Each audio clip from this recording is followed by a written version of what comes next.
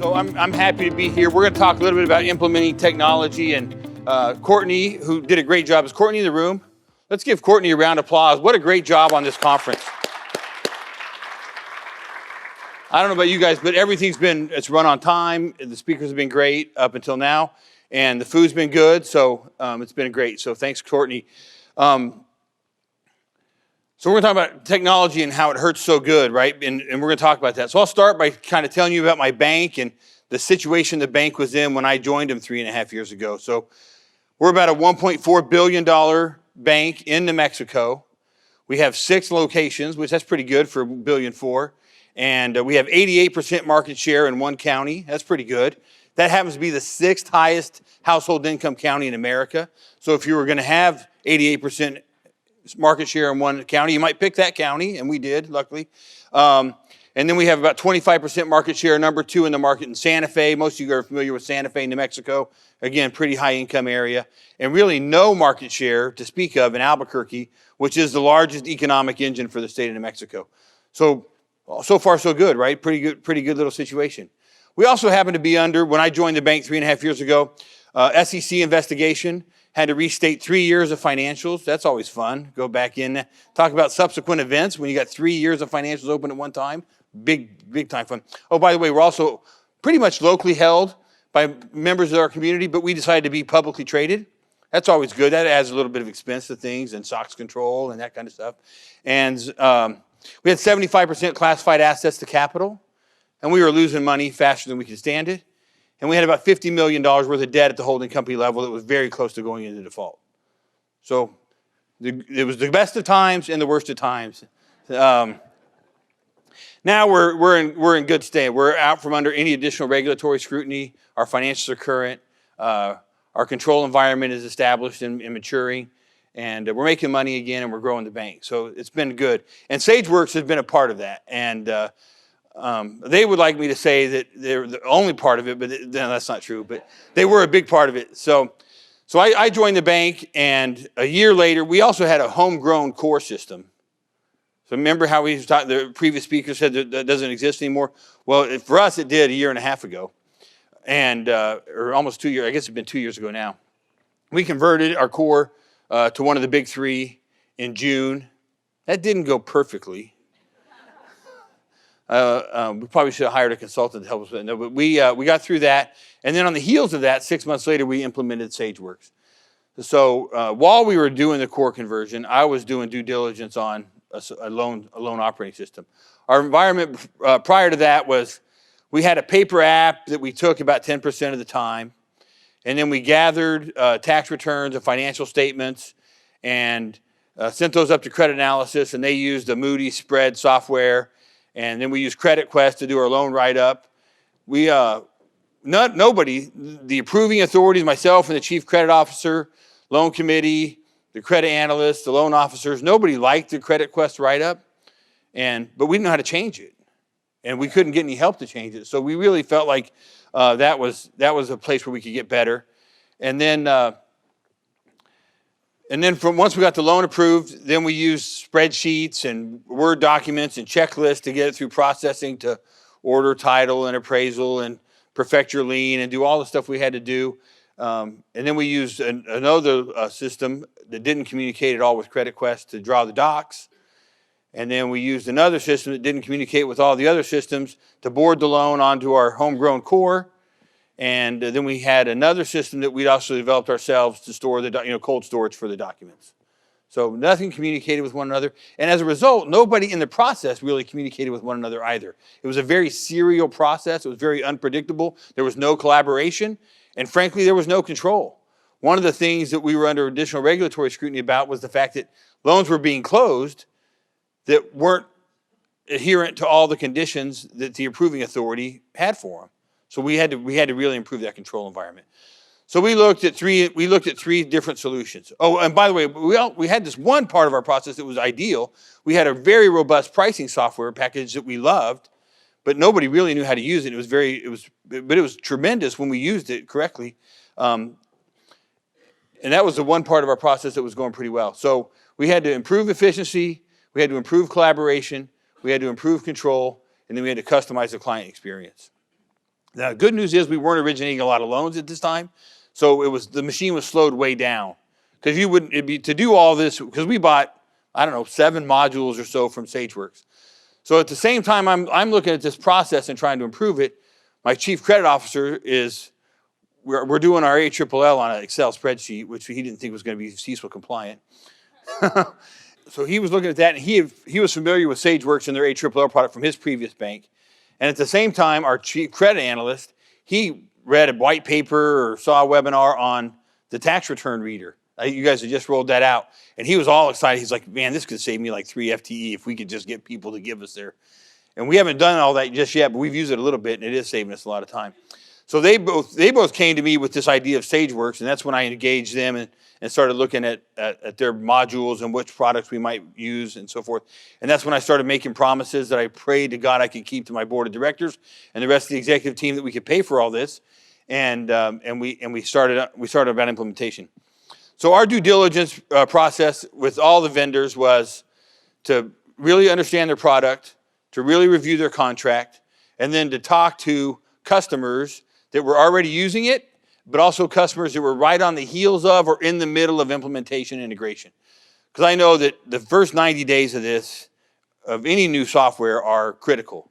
If we don't get that right, the odds of being right a year or 2 down the road are really slow. I mean, I think Jay started us off on Tuesday or Monday talking about the valley of despair. That's going to happen no matter who you choose, because you've made all these promises, right? And you got to make sure you can keep them. And that's where that worry comes in. So we did that with our due diligence process. And we quickly narrowed it down to 2 because of price and contract. And the competitor that we talked to, they gave me 4 names of existing users and 4 names of people in or just out of implementation integration. And all 8 of those people told me good stories about the product, but really kind of troubling stories about implementation integration. And when I talked to the folks from Sageworks, I got just the opposite. Like, they held our hand through this. We didn't get it right away. They didn't lie to me, but they said they were good at helping us get out of that valley of despair, to share Jay's terminology.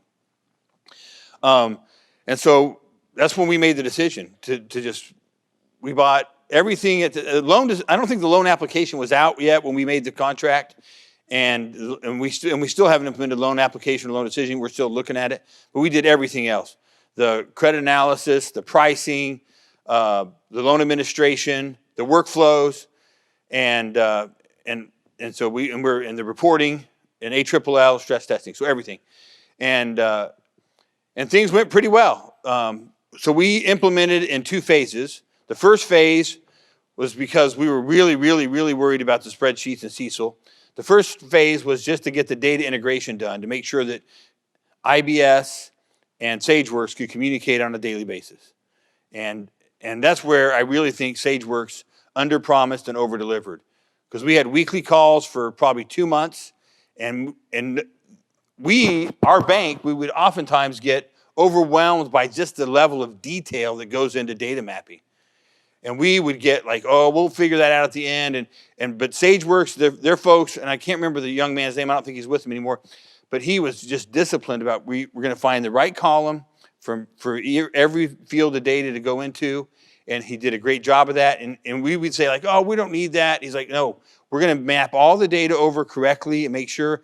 Then we ran our first transfer, and there was only less than 100 items fell through to the bottom, which was really tremendous. And we dealt with all of those. And so 2 months later, we really felt like we had a data map and data integration that we could rely on, and confidence was super high. And that was critical.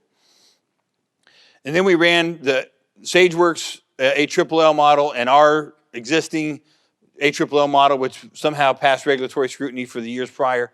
And we ran them concurrently for a year, and that was really a good thing for us, and it's going to be good practice for us on CECL for 2019, having run 2 models at the same time. So one of the reasons we chose Sageworks was these. You guys, those of you that are already with Sageworks, you know this. Those of you that may be considering it, you'll learn this. Is these guys are disciplined, almost militant about their data architecture. which is really different than a lot of other organizations, because a lot of other organizations have kind of put together pieces and they've just kind of had to make their data architecture broad enough that it'll fit all the pieces they've purchased.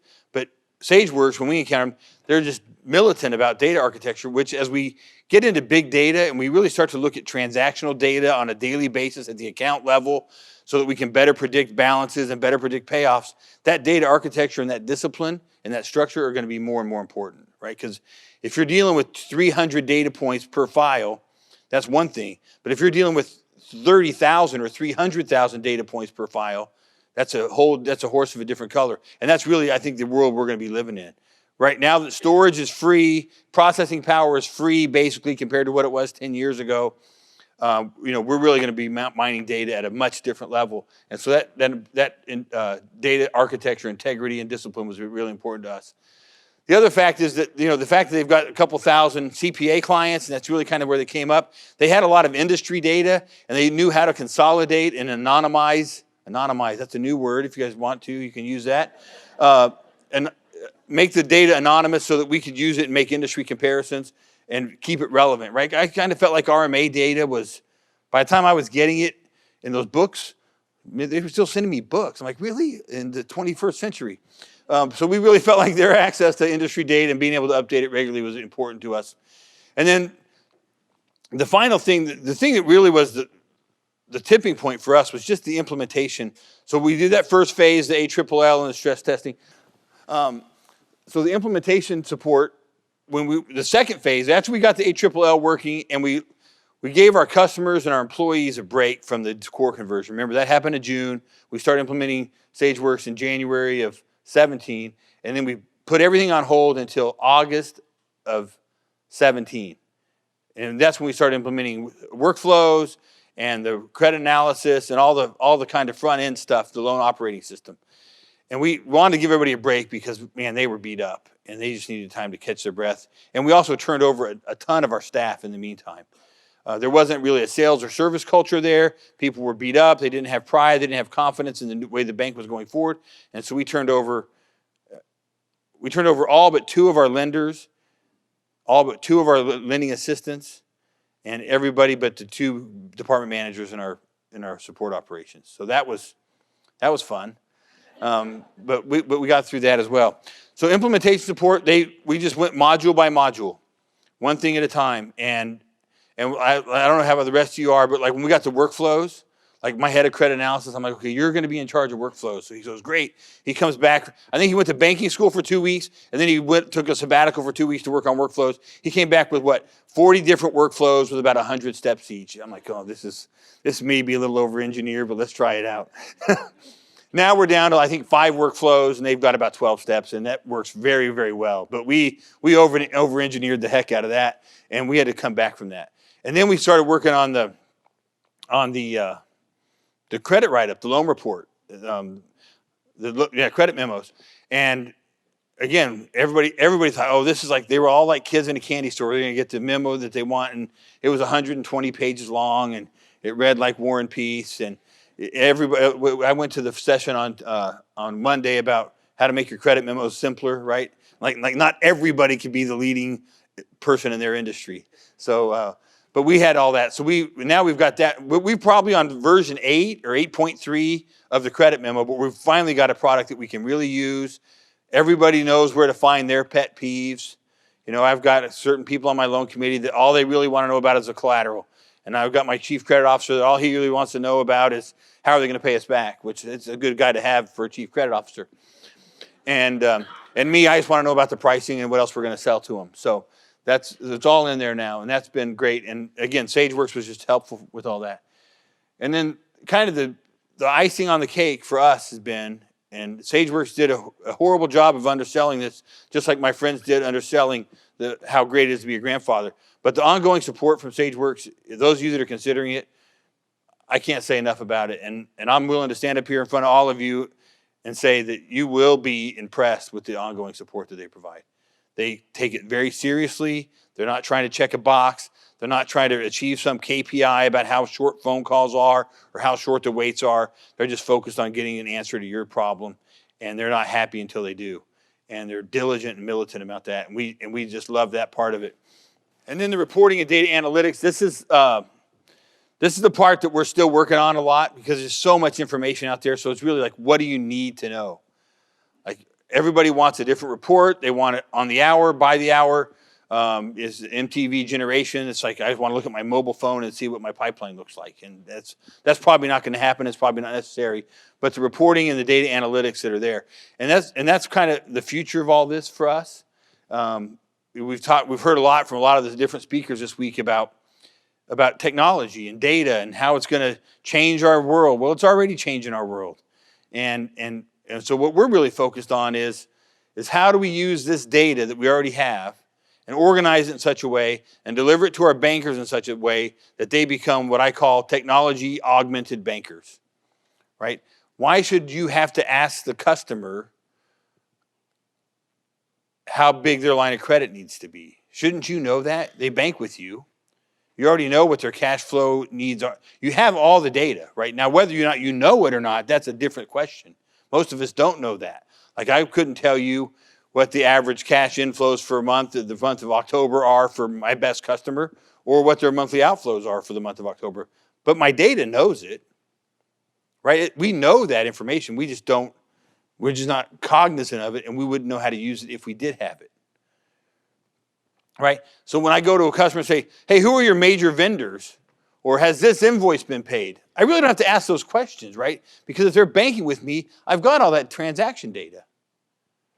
Right? If they got a check for $47,653.26, pretty high odds that was that for that same invoice for that same amount. Right? And we can look at who it came from, either on the check or on the ACH transaction, and see that that's already been paid. Like we've already got all the information, but we're asking our customers for it. I think that's what's driving these folks crazy. Right? Well, I need your last 3 copies of your bank statements. I'm like, I bank with you. Don't you already have those? What were your sales last year? Well, don't you know that? Because I put all that money into your bank. So how do we really create the perception for our customers that we really care about them? You know, we heard yesterday about being trusted advisors, and we want to be trusted advisors. But the first thing to be trusted is you actually have to know you actually have to pretend to care. And if you don't care, then don't show up and try to sell me on that, right? So I think they can know that. And that's the important part to me. Like when my vendors call me at the bank and they say, hey, how's it going this year? I'm like, well, did you see the call report? You know, so, I mean, how I'm doing is pretty much public knowledge, especially since we're a public company, right? If you want to know quarterly, you can take a look at the 10Q. It's pretty simple to know. If you want to know annually, take a look at the call report of the K. But don't call me and ask me stuff that you could already know and then pretend that you really care. Oh, I've been thinking about you. Well, not long, because you could have Googled my 10K if you wanted to. So really, using those data analytics is going to be critical to us. And because of our partnership with Sageworks, we feel like we're pretty well positioned to do that because our data is all there. And it's not just our core data. I don't know about you guys, but like if I was, for the first 6 months, the only way for me to get information out of IBS was BIC reports. Well, I don't even know what a BIC report is. Like, I don't have like software that's like a BIC report icon on my computer. I have no idea how to get what information I need. But now that I'm sending a loan file and a deposit file up to Sageworks, I can use their reporting tools to get the reports that I want, when I want them, filtered and sorted however I want them. I don't have to rely on accounting and finance. And because the data is all coming straight from the core, because I have confidence in the way it was mapped, I'm now using not only for transaction data and new loan data and pipeline data, I'm using Sageworks to help me understand my loan portfolio and what's going to happen to it over the next month, the next quarter, and the next year, and the next 5 years. So that's been a big help for us because their reporting tools are so robust, and even a 51-year-old guy, grandpa, can figure out how to use them. So it's pretty simple. And if you can't figure it out, you just call tech support, and they help you out with it and help you. And make you feel stupid, which a lot of these guys do with me. So how's it going? That's the real question, right? So Stan, you told us how bad things were. So just this year, so January we were fully live. We burned the boats on December 31st. No more Credit Quest, no more of the old pricing engine, no more of all the old systems. We put them all to bed. And so this year, We've increased loan originations by 64% year over year. 64. That's pretty significant. What does that mean to our bottom line? In 2016, our loan balances shrunk 6%. In 2017, our loan balances shrunk 7%, combined shrinkage of 13%.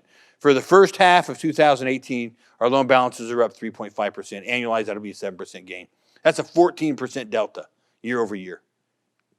That's significant and we're not a little bank, right? 1.4 billion, that's not insignificant. So just having better data, having a better process, having a better environment for which our bankers can collaborate, and the other thing that's really important to us is predictability. Customers want to know. I don't think they really care if it takes you 35 days or 38 days to go from application to money.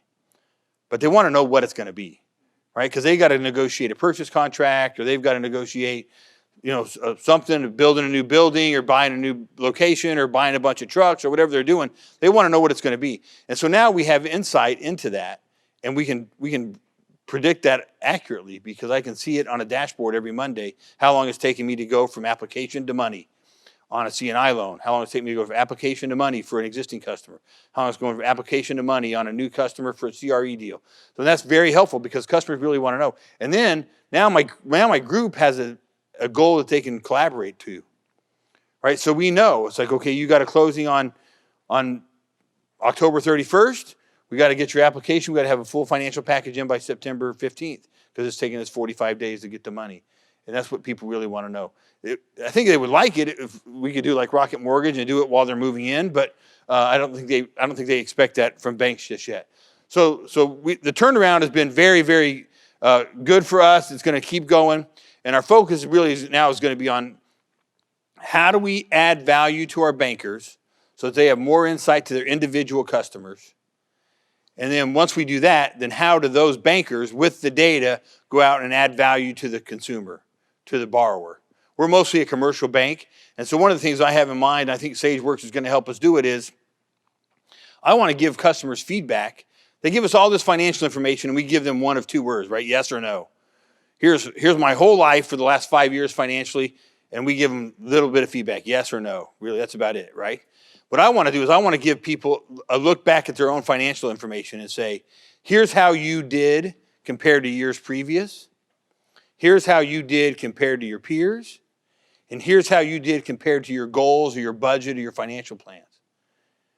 And that's when you really start to add value, right? And actually put dollars and cents on that kind of thing.